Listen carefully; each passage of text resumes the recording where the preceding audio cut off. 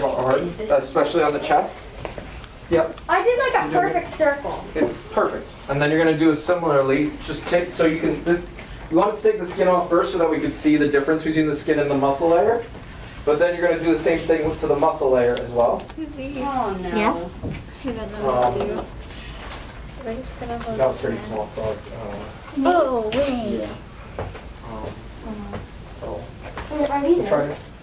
What's that? It might be. I'm not sure. We need to see a little bit further. Come It's here. harder. Let go with your hand for a second. Let's see if we can get up higher up here too.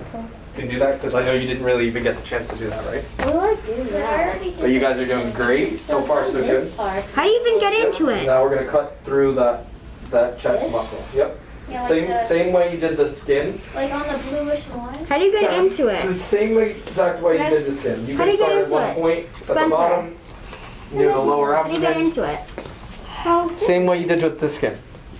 So we kind of just like cut it? How do I, Just poke a hole. To start, maybe with your probe or with your. What?